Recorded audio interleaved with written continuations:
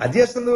देखिए बहुत बड़ा कंट्रोवर्शियल ये जे बहुत समय देखिए पेरेंट्स मैंने आसबे इंजेक्शन स्पेशली कौन इंजेक्शन वैक्सीन देला बेले जे आपण ता पूर्व डिसइनफेक्टेड करछन्ती कि नहीं माने स्पिरिटेटिव पूछुछन्ती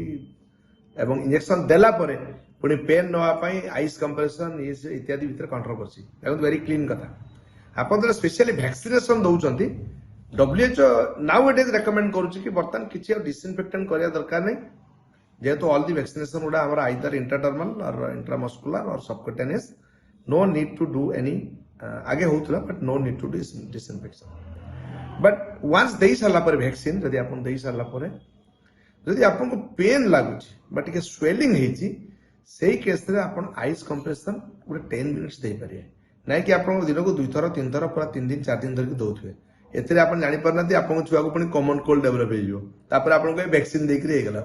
कि एक्चुअली आइस देले बोली सो आइस कंप्रेशन आपण सेते बेले देबे केते बेले जेते बेले जदी आपणकर शुगर एक रेडनेस पड़ जाइछि पड़ी गला बा टिके जस्ट आपणकर देखले टिके स्वेलिंग हे जाइछि गोटे थरे आपण जेते क्लोज टू दी इंजेक्टेबल मान तर टाइमिंग धरन बर्तन आपणकर इंजेक्शन दबार 1 आवर भितरे जदी होउछि आपन एक्चुअली टिके आइस हेल्प करि पारे 1 आवर पर आइस रो किछि रोल नै कि वार कंप्रेशन रो किछि रोल नै इट इज बेटर सही घंटे भितरे जदी पेन बहुत होउछि बहुत रेड पड़ जाइए छुआ बहुत इरिटेबल्स होची सही कंडीशन में आपण टिके देई पारंती and that ice compression should not exceed 10 minutes 10 minute तो अधिक हम नहीं येला वैक्सीनेशन कथा बाकी जनरल इंजेक्शंस पूर्व आपण